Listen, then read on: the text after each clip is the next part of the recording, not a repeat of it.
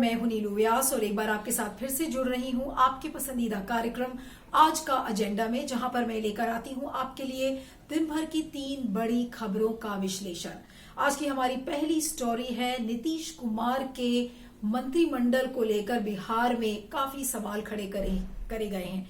RJD जो मुख्य विपक्षी पार्टी है उसने कहा है कि नीतीश कुमार की ऐसी कौन सी मजबूरी है जिसकी वजह से उन्होंने एक ऐसे व्यक्ति को शिक्षा मंत्री बनाया है जिसके खिलाफ भ्रष्टाचार के आरोप हैं। तो नीतीश कुमार ऐसे में क्यों चुप है, इसके बारे में आपको बताऊंगी।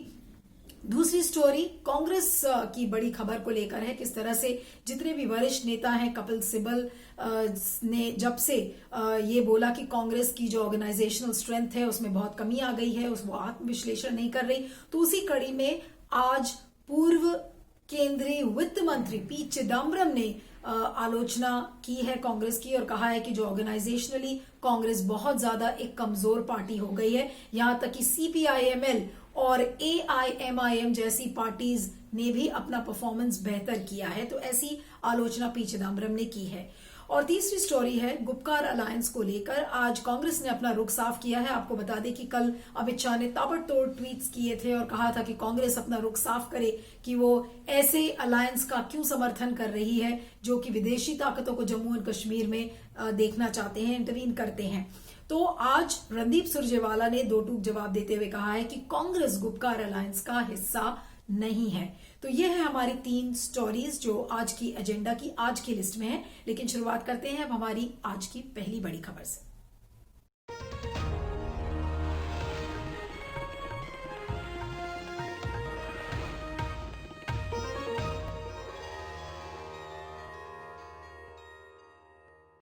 आइए बात करते हैं नीतीश कुमार के मंत्रिमंडल की। जी हाँ, एक भ्रष्टाचार आरोपी को नीतीश कुमार ने शिक्षा मंत्री का पद सौंपा है और ये जो भ्रष्टाचार अभियुक्त हैं इनका नाम है मेवालाल चौधरी और तारापुर से ये जेडीयू के एमएलए हैं। तो इन्हें शिक्षा मंत्री बनाया गया है। आपको बता दें कि मेवालाल चौधरी 2010 और 2015 के बीच में वो वाइस चांसलर थे बिहार एग्रीकल्चरल यूनिवर्सिटी जो भागलपुर में है उसकी, और वहां पर उनके खिलाफ भ्रष्टाचार का आरोप था कि किस तरह से एक विज्ञापन निकाला गया जिसमें कि असिस्टेंट प्रोफेसर्स और जूनियर साइंटिस्ट की नियुक्ति को लेकर बड़े सवाल खड़े किए हैं कि किस तरह से मेवालाल चौधरी ने घपलेबाजी की थी। उसके बाद बहुत सारे एप्लीकेंट्स ने जांच की मांग की और उस समय जो राज्यपाल थे रामनाथ कोविंद, तो उन्होंने एक जांच को इनिशिएट किया, जिसके बाद मेवालाल चौधरी को जेडीयू से निकाल दिया गया था। उस समय आपको बता दें जो नेता प्रतिपक्ष थे सुशील मोदी, उन्होंने कहा था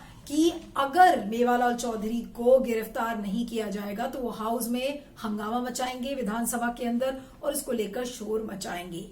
तो आज बड़े सवाल इसलिए खड़े हो रहे हैं क्योंकि अंतरिम जमानत जब मेवालाल चौधरी को मिल चुकी थी 2018 में, तो उसके बाद उन्होंने वापस जेडीयू ज्वाइन कर लिया और आज उन्हें शिक्षा मंत्री बनाया गया है। तो आज आरजेडी बार बार ये कह रही है कि आज नीतीश कुमार एक दोहरा चेहरा लेकर चल रहे हैं और वहीं पर बीजेपी के ऊपर भी आरजेडी ने हमला किया है क्योंकि बीजेपी कहती है कि न खाऊंगा न खाने दूंगा और नीतीश कुमार की सुशासन बाबू की छवि है। तो आज इन दोनों पार्टीज पर सवाल खड़े किए जा रहे हैं कि ऐसे भ्रष्ट मंत्री को आप शिक्षा मंत्री का पद क्यों सौंप रहे हैं। अब आपको बता दें कि चौधरी के खिलाफ एक नहीं बल्कि कई मामले दर्ज हुए हैं, जिसमें कि 420 का मामला है, 467, 471 जिसमें उन्होंने अपने जेन्युइन डॉक्यूमेंट्स को फॉर्ज करने का मामला है। तो बहुत सारे मामले को लेकर उन पर बार बार सवाल खड़े किए जा रहे हैं कि ऐसे भ्रष्ट मंत्री को आखिर नीतीश कुमार की क्या मजबूरी थी कि उन्होंने इन्हें मंत्री बनाया। क्या विकल्पों की कमी थी या नीतीश कुमार के ऊपर कहीं से प्रेशर था कि नहीं मेवालाल चौधरी को ही शिक्षा मंत्री बनाना चाहिए। तो इसको लेकर आज आरजेडी काफी मुखर है और उसने ट्वीट में भी इस बात को लिखा है कि ये कैसे नीतीश कुमार हैं जो सुशासन का और अपनी ईमानदारी का जो दावा करते थे, तो आज ऐसे भ्रष्ट मंत्री को उन्होंने क्यों शिक्षा मंत्री का पदभार दिया है। इसके अलावा आपको बता दें कि जो पूर्व आईपीएस ऑफिसर हैं अमिताभ कुमार दास, उन्होंने भी एक चिट्ठी लिखी है, जो बिहार के डीजीपी हैं, और कहा है कि जो मेवालाल चौधरी की जो पत्नी की मृत्यु का मामला था, तो वो बहुत ही मिस्टीरियस सर्कमस्टांसेस में उनकी मृत्यु हुई थी, क्योंकि वो जली अवस्था में पाई गई थी। सोर्सेस का ये कहना है कि जो नीरा चौधरी, जो उनकी पत्नी है, तो शायद उन्हें मेवालाल चौधरी के जितने जो काले कारनामे हैं उनके बारे में पता था। तो ऐसी आकलन, ऐसा लोग अंदाजा लगा रहे हैं कि शायद उनकी मृत्यु में मेवालाल चौधरी का भी हाथ हो सकता है। लेकिन ये जो सारे कंट्रोवर्सीज हैं, इनके अलावा एक वीडियो भी वायरल हुआ है मेवालाल चौधरी का, जहां पर वो झंडारोहण कर रहे हैं और राष्ट्रगान वो नहीं गा पा रहे हैं, और उसमें देखा गया है कि वो रुक रुक कर राष्ट्रीय गान गा रहे हैं। तो जिस शिक्षा मंत्री को राष्ट्रगान नहीं आता, एक ऐसा शिक्षा मंत्री जो कि भ्रष्टाचार का आरोपी है, एक ऐसा भ्रष्ट मंत्री जिसके खिलाफ उसकी पत्नी को लेकर एक बहुत ही मिस्टीरियस सर्कमस्टांसेस में जिसकी मृत्यु हुई है, उसको लेकर एक पूर्व आईपीएस ऑफिसर बिहार के डीजीपी को पत्र लिख रहा है। तो आखिर आज नीतीश कुमार की ऐसी क्या मजबूरी है कि आज वो मेवालाल चौधरी को शिक्षा मंत्री बनाए रखने पर मजबूर हैं?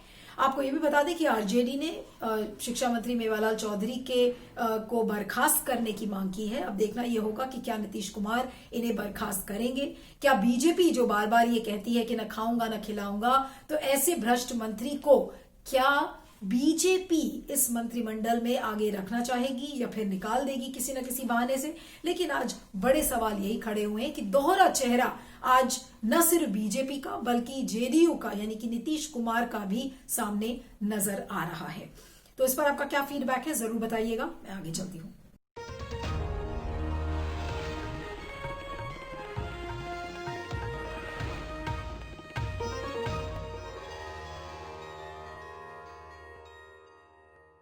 आइए बात करते हैं कि किस तरीके की उथल पुथल इस समय कांग्रेस के अंदर चल रही है। जब से बिहार के चुनाव के नतीजे आए हैं और उपचुनाव के नतीजे आए हैं, बार बार कांग्रेस के वरिष्ठ नेता, सबसे पहले कपिल सिब्बल ने सवाल खड़े किए थे कि अब आत्मविश्लेषण का टाइम कांग्रेस के लिए खत्म हो गया है, क्योंकि 6 सालों में अगर कांग्रेस सबक नहीं सीख पाई तो अब क्या सीखेगी। उसके बाद कई लोगों ने इस बात को लिखा, कार्ति चिदम्बरम ने लिखा, और अब आज पी चिदम्बरम यानी कि पूर्व केंद्रीय वित्त मंत्री ने भी आज कुछ बड़े सवाल खड़े किए हैं। उन्होंने कहा है कि जमीनी तौर पर जो कांग्रेस एज अ संगठन एक बहुत ही कमजोर पार्टी नजर आती है। ये पॉइंट नंबर पहला था। उन्होंने कहा कि बिल्कुल जमीनी तौर पर कांग्रेस एक कमजोर पार्टी के रूप में उभर रही है। उन्होंने दैनिक भास्कर को एक इंटरव्यू में जरूर कहा कि बिहार में कांग्रेस को जितनी सीटें वो कांग्रेस लड़ी थी उतनी नहीं लड़नी चाहिए थी, यानी कि कांग्रेस ने ज्यादा सीट्स पर लड़ाई की, जिनमें से 25 ऐसी सीटें थी जहां पर बीजेपी और उनके जो घटक दल हैं वो 20 सालों से जीतते हुए आए थे। पी चिदम्बरम ने कहा है कि कांग्रेस को 45 सीटों पर ही कॉन्टेस्ट करना चाहिए था। इसके अलावा जो चिदम्बरम ने जो बातें कही हैं, उन्होंने कहा है कि कांग्रेस के पास बहुत मजबूत कैंपेन पॉइंट्स थे, जैसे कि आर्थिक मंदी को लेकर, कोरोना की क्राइसिस को जिस तरह से केंद्र सरकार और राज्य सरकारों ने हैंडल किया। तो उन्होंने कहा कि ये सारे ठोस मुद्दे कांग्रेस के हाथ में होने के बावजूद कांग्रेस कैपिटलाइज नहीं कर पाई कैंपेन। और उन्होंने ये भी कहा कि जो छोटी पार्टीज है जैसे सीपीआईएमएल, एआईएमआईएम जैसी जो पार्टीज हैं जो ऑर्गेनाइजेशनली स्ट्रांग हैं ग्रास रूट लेवल पर, उन्होंने अपने आप को कैपिटलाइज कर दिया और एक अच्छा प्रदर्शन करके दिखाया। उन्होंने कहा है कि उन्हें ताजुब सबसे ज्यादा तब हुआ जब उन्होंने उपचुनाव के रिजल्ट्स देखे और उनको लगा कि उत्तर प्रदेश में, गुजरात में, कर्नाटका में जो उपचुनाव हुए हैं वहां पर कांग्रेस की ऑर्गेनाइजेशनल प्रेजेंस नजर ही नहीं आती। उन्होंने कहा कि ऐसा लगता है कि जमीनी स्तर पर कांग्रेस बिल्कुल खत्म हो चुकी है। ऐसी बातें आज पी चिदम्बरम ने कही हैं। फिर जब रिपोर्टर ने उन्होंने उनसे पूछा कि क्या आप एक नॉन गांधी परिवार का व्यक्ति ही कांग्रेस को लीड करेगा, तो उन्होंने कहा कि नहीं, ये तो इलेक्शंस होंगे और इस प्रेसिडेंट की पोस्ट के लिए कोई भी कॉन्टेस्ट कर सकता है, तो उसको उन्होंने ओपन एंडेड छोड़ दिया। और आपको बता दें कि चिदम्बरम उन नेताओं में से हैं जो कांग्रेस के लिए बहुत एक खुला हमला नहीं करते हैं, लेकिन फिर भी आज उन्होंने दबे स्वर में एक कड़ी आलोचना कांग्रेस की है। उनके बेटे जो कार्ति चिदम्बरम है, उन्होंने भी लिखा है कि इस समय आइडिएट करने का टाइम है, इंट्रोस्पेक्शन का टाइम है और कांग्रेस वो नहीं कर रही है। लेकिन आपको बता दें कि कांग्रेस में इस समय दो कैंप्स नजर आ रहे हैं। एक कैंप ऐसा जो कि राहुल गांधी और सोनिया गांधी को सपोर्ट कर रहा है और उनमें से एक नेता है सलमान खुर्शीद, जो कि पूर्व केंद्रीय मंत्री रह चुके हैं। उन्होंने कहा है कि अगर भारत में इस समय जो एक लहर है, लोगों का सेंटिमेंट है, जो मूड है, वो लिबरल स्पिरिट के खिलाफ है, तो कांग्रेस को एक लंबी पारी के लिए तैयार रहना चाहिए। उन्होंने कहा है कि सत्ता हासिल करने के लिए हमें जल्दबाजी नहीं करना चाहिए। साथ में उन्होंने ये भी कहा कि ये तो बिल्कुल एक ऐसे ही मिस्त्री का हाल है, जो लोग क्रिटिसाइज कर रहे हैं इस समय कांग्रेस पार्टी को, तो ये उनका वही हाल है कि a workman working with bad tools. ये उनका कहना था कि एक ऐसा मिस्त्री जो कि अपने उस तरह से औजार से ही लड़ाई करने के लिए तैयार है, तो ऐसा सलमान खुर्शीद का कहना था। उधर जो लोकसभा में जो लीडर है कांग्रेस के अधीर रंजन चौधरी, उन्होंने कपिल सिब्बल पर एक कड़ा कटाक्ष करते हुए कहा है कि कपिल सिब्बल तो सोनिया गांधी और राहुल गांधी के बहुत करीब थे, तो उन्होंने एक पब्लिक फोरम क्यों चुना और वो जाके उनसे अपनी बातें कह भी सकते थे, लेकिन उन्होंने नहीं कहा है। और तो ये सारी बातें हैं। कांग्रेस में इस समय दो फाड़ नजर आ रहे हैं, एक राहुल गांधी और सोनिया गांधी को सपोर्ट करता हुआ है और एक जो ऐसे वरिष्ठ नेता जो कि इस समय बिल्कुल हार चुके हैं और उनको लग रहा है कि अब आत्मविश्लेषण का समय भी कांग्रेस के लिए खत्म हो गया है। लेकिन बड़ा सवाल अभी भी बना हुआ है कि कांग्रेस में ऐसी क्या इस समय कमी है कि वो जग नहीं पा रही है। क्यों नहीं आरएसएस के जैसे कार्डर्स इस समय एक्टिवेटेड हैं, कांग्रेस अपने कार्डर्स को क्यों नहीं मोटिवेट कर पा रही है। हमें नहीं भूलना चाहिए कि कांग्रेस इस समय ऐसे 9 राज्य हैं जहां पर कांग्रेस काफी एक्टिव है। अभी हाल में ही उन्होंने राजस्थान, छत्तीसगढ़, झारखंड के चुनाव भी जीते हैं, महाराष्ट्र में भी सरकार बनाई है। तो ऐसा नहीं है कि कांग्रेस इस समय बिल्कुल एक कमजोर पार्टी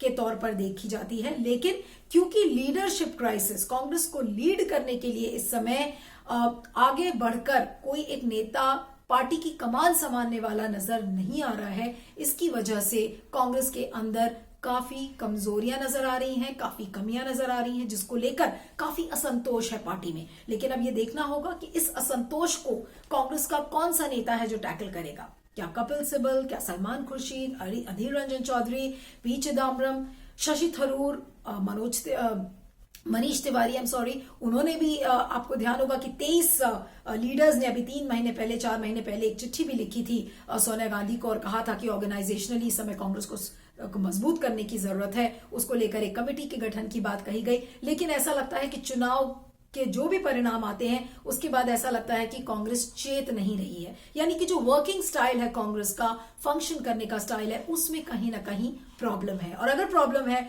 तो इस प्रॉब्लम को कौन टैकल करेगा? ऐसा कौन सा नेता है जो आज कांग्रेस को एज अ पार्टी रिवाइव कर सकता है, वापस फिर से जिंदा कर सकता है, या मैं कहूं जान फूंक सकता है उसी कांग्रेस पार्टी में जिसने इतने बरसों से भारत में राज किया था। तो आज ये बड़े सवाल इस समय कांग्रेस के सामने खड़े हैं और अगर कांग्रेस अपना एक अपने आप को अपनी मजबूत पोजीशनिंग नहीं करती तो जाहिर सी बात है कि जो छोटी पार्टीज हैं आज, जैसे एआईएमआईएम है, सीपीआईएमएल है, वो एक क्रेडिबल विकल्प के रूप में लोगों के सामने आएंगे। और अब तो जो कंपटीशन है वो ऐसा लगता है कि सेक्युलरिज्म को लेकर है, जैसा कि ओवैसी ने अभी बिहार के चुनाव के परिणाम आने के बाद उन्होंने कहा कि कांग्रेस जैसी पार्टियों को ऐसा क्यों लगता है कि सेक्युलरिज्म के पैरोकार सिर्फ वो हैं, हम क्यों नहीं हो सकते। तो एक कंपीटिंग सेक्युलरिज्म इस समय सामने नजर आ रहा है और अगर कांग्रेस अभी भी नहीं चेतती तो मुझे ताजुब नहीं होगा कि ये जो छोटी पार्टीज हैं वो अपनी कहीं ना कहीं जगह बना लेंगी और जो बाकी रीजनल पार्टीज हैं, मिसाल के तौर पर जैसे तृणमूल कांग्रेस, उन्हें भी कहीं ना कहीं उनका पड़ला ज्यादा भारी नजर आएगा बनिस्बत कांग्रेस के। तो कांग्रेस में जान कौन फूकेगा, यही एक बड़ा सवाल है। आपका इस पर क्या फीडबैक है जरूर बताइएगा। मैं आगे चलती हूँ।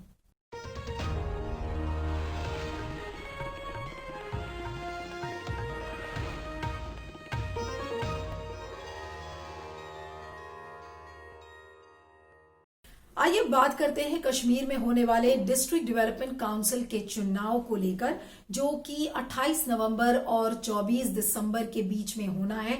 8 चरणों में ये चुनाव होगा। पहले जो people's alliance for Gupkar declaration यानी कि पीएजीडी था, उसने कहा था कि वो चुनाव नहीं लड़ेगा, लेकिन फिर उन्होंने कहा कि नहीं, वो सारी सीटों पर चुनाव लड़ेंगे। और तब से देखा गया है कि पीएजीडी वर्सेस बीजेपी के बीच में तीखी बयानबाजी शुरू हो गई है। कल अमित शाह ने अपने ताबड़तोड़ ट्वीट्स किए जिसमें कहा गया कि गुपकर अलायंस नहीं बल्कि ये गुपकर गैंग है जो कि एंटी नेशनल है। साथ में कांग्रेस के ऊपर भी सवाल खड़े किए गए कि कांग्रेस बताए कि ऐसे गैंग का वो समर्थन करते हैं या नहीं करते। और साथ में उन्होंने ये कहा कि गुपकर अलायंस एक ऐसा अलायंस है जो कि चाहता है कि जो विदेशी ताकत है वो आकर जम्मू कश्मीर में इंटरवीन करे। धारा 370 को एक बड़ा मुद्दा बीजेपी ने बनाया है, उसको लेकर भी कहा गया कि जो हमारे दलित हैं, महिलाएं हैं, इनकी सुरक्षा शायद गुपकर अलायंस नहीं चाहता। तो ये तमाम तरीके के ट्वीट्स अमित शाह ने किए, लेकिन जो एक कड़ा हमला उन्होंने कांग्रेस पर बोला, तो आज उसकी एवज में जो नेशनल मीडिया स्पोक्स पर्सन है रणदीप सुरजेवाला, जो कि जनरल सेक्रेटरी भी हैं पार्टी के, उन्होंने आज अमित शाह को एक दो टूक जवाब दिया है और उन्होंने बिल्कुल साफ शब्दों में कहा है कि वो उनकी पार्टी गुपकर अलायंस का हिस्सा नहीं है। पॉइंट नंबर 1, तो अमित शाह को उन्होंने बिल्कुल परास्त कर दिया एक तरीके से, ये कह के कि जो आंतरिक मामले हैं जहां तक देश के, उसमें कांग्रेस हमेशा देश का समर्थन करती हुई आई है। इस बात को रणदीप सुरजेवाला ने बिल्कुल क्लियरली कह दिया है। तो जो अमित शाह की जो टैक्टिक्स है कि बार बार कांग्रेस को अटैक करना, उसे दुश्मन के तौर पर दिखाना कि वो देश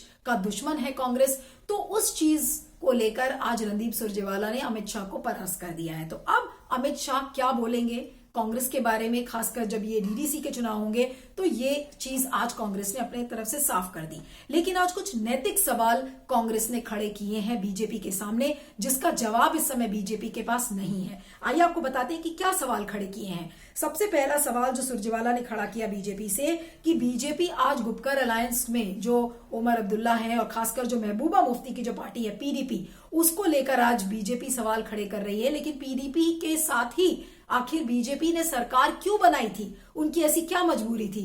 तो आपने जिसके साथ सरकार पहले बनाई थी, आज उसी के ऊपर आप सवाल खड़े कर रहे हैं। तो पहला सवाल उन्होंने ये खड़ा किया सुरजेवाला ने। फिर उन्होंने कहा कि बीजेपी ने आईएसआई को क्यों न्योता दिया था कि आप पठानकोट एयरबेस के मामले में भारत आकर और उनके एयरबेस में जांच करें। तो ये दूसरा सवाल खड़ा किया। तीसरा सवाल जो सुरजेवाला ने कहा कि पीडीपी और बीजेपी की जब सरकार कश्मीर में थी तो उन्होंने मसरत आलम को कैसे परमिशन दे दिया कि वो पाकिस्तान का झंडा कश्मीर की धरती पर लहराएं। तो क्या यही है उनकी राष्ट्रीयता, क्या यही है उनका नेशनलिज्म? तो एक तरीके से आज मुंह तोड़ जवाब सुरजेवाला ने बीजेपी को दिया है। और अगर मैं कहूं कि बीजेपी की ही स्टाइल में आज कांग्रेस ने उनको जवाब देने की कोशिश की है। अभी उस पर कोई प्रतिक्रिया नहीं आई है, लेकिन जिस तरीके की बयानबाजी आप डीडीसी चुनाव के पहले देख रहे हैं, चाहे वो गुपकर अलायंस को लेकर हो, चाहे वो अमित शाह की ट्वीट्स को लेकर हो, लेकिन एक जो राजनीतिक प्रक्रिया कश्मीर में जिसकी शुरुआत गुपकर अलायंस से दिख रही है, तो ये राजनीतिक प्रक्रिया बहुत रोचक है। लेकिन बीजेपी की कोशिश ये रहती है कि वो अकेली ही एक ऐसी पार्टी हो जो कि अपनी अथॉरिटी को अप्रोप्रिएट करे, लोगों को ये दिखाए कि अगर बीजेपी नहीं तो कश्मीर नहीं। तो इस तरीके का सेंटिमेंट एक बीजेपी इवोक करना चाह रही है। और बीजेपी की एक और भी पॉलिसी रही है कि अपने जो राजनीतिक विरोधी हैं उनको अपना दुश्मन बताती है, और सिर्फ इतना ही नहीं, देश का दुश्मन भी बताती है और कहती है कि ये एंटी नेशनल्स हैं। तो बीजेपी की कहीं ना कहीं ये भी कोशिश रही है कि जो राजनीतिक प्रक्रिया जिसकी शुरुआत होनी चाहिए कश्मीर में, खासकर तब जबकि धारा 370 वहां से हटा दिया गया है, स्पेशल स्टेटस वहां का विड्रॉ कर लिया गया है, तो उसके बाद ये पहले बड़े चुनाव होंगे डीडीसी के। आपको बता दें कि डीडीसी के चुनाव ही नहीं बल्कि वहां पर स्थानीय निकाय के भी चुनाव होने हैं, पंचायत के चुनाव भी होने हैं। तो एक तरीके से ये चुनाव एक रेफरेंडम होगा आर्टिकल 370 को हटाए जाने को लेकर। अब आपको बता दें कि बहुत सारी सीट्स हैं जहां पर घाटी में और जम्मू में क्लियर डिवीजन दिखता है, क्योंकि जो बीजेपी का बैस्टियन है, बीजेपी का जो स्ट्रांग होल्ड है वो जम्मू माना जाता है, और घाटी में ये कहा जा रहा है कि गुपकर अलायंस वहां पर स्ट्रांग है, ज्यादा मजबूत है, क्योंकि वहां के लोगों को लगता है कि जो धारा 370 हटाया गया वो गलत था। और कई लोगों ने तो ये तक कहा है कि धारा 370 हटाने का मतलब है कि किस तरीके से एक औरत के गले से उसका मंगलसूत्र उतार लिया गया है। तो इस तरीके के सेंटिमेंट्स के बीच ये चुनाव होगा। अब इस चुनाव में लेकर इस समय एक डायरेक्ट टक्कर दिख रही है बीजेपी वर्सेस गुपकर अलायंस की, क्योंकि गुपकर अलायंस का एक ही ऑब्जेक्टिव है कि किस तरीके से वापस धारा 370 को बहाल किया जाए। और महबूबा मुफ्ती ने तो ये तक कहा था कि वो तिरंगा तभी जब अपने हाथ में पकड़ेंगी जब तक वो जम्मू कश्मीर का जो झंडा है वो वापस जम्मू कश्मीर में नहीं ला पाती। तो इस तरीके की जो बयानबाजी आई है तो एक कड़ा मुकाबला दिखेगा, क्योंकि बीजेपी को ऐसा लग रहा था कि अगर गुपकर अलायंस ये चुनाव नहीं लड़ेगा तो बीजेपी की ही बल्ले बल्ले होगी, वो इकलौती ऐसी पार्टी होगी जो चुनाव में जाएगी और धारा 370 को मुद्दा बनाकर और एक विकास की यात्रा की बात करके वो चुनाव जीत लेगी। लेकिन अब बीजेपी को कड़ी टक्कर देगी गुपकर अलायंस। अब ऐसे में देखना है कि लोग किसकी तरफ, लोगों का जो झुकाव है वो किसकी तरफ होता है। तो ये चुनाव बहुत रोचक होंगे, लेकिन जैसा मैंने कहा कि एक रेफरेंडम भी है आर्टिकल 370 को हटाए जाने को लेकर। तो एक पहला बड़ा चुनाव जो 5 अगस्त के बाद जब धारा 370 हटाया गया है तो उसके बाद ये पहला बड़ा चुनाव होगा और इसमें लोगों की मंशा क्या है वो साफ नजर आएगी। लेकिन फिलहाल एक कड़ा मुकाबला between Gupkar alliance and BJP. इस पर आप क्या सोचते हैं और जो गुपकर अलायंस है खासकर उसके बारे में क्या सोचते हैं, क्योंकि कांग्रेस ने अपना रुख साफ कर दिया है कि वो गुपकर अलायंस का हिस्सा नहीं है। तो यहां पर फिर से एक बार कांग्रेस थोड़ा सा स्टिकी विकेट पर नजर आ रही है, क्योंकि उसने अपना स्टैंड तो क्लियर कर दिया वो गुपकर अलायंस का हिस्सा नहीं है, लेकिन अगर नहीं है तो वो कहां पर है कश्मीर की इस लड़ाई में। अगर हम धारा 370 की बात कहें तो कहीं ना कहीं फिर से जो पूरी एक छवि है कांग्रेस की वो कहीं ना कहीं धूमिल नजर आती है कि वो ठीक से डिसीजन मेकिंग अपनी नहीं कर पाती। लेकिन हाँ, जहां तक मुंह तोड़ जवाब देने की बात है वो आज रणदीप सुरजेवाला ने जरूर किया है। इस पर आपका क्या फीडबैक है जरूर बताइएगा। आप मुझे ट्विटर पर फॉलो कर सकते हैं, मेरा ट्विटर हैंडल है @neelu317। Do send us your feedback and tell us how you liked my analysis. आप बने रहिएगा satyhindi.com पर। थैंक यू सो मच। सत्य हिंदी के और वीडियोस को देखने के लिए हमारे YouTube चैनल को सब्सक्राइब करें और सीधे नोटिफिकेशन पाने के लिए बेल आइकन दबाएं।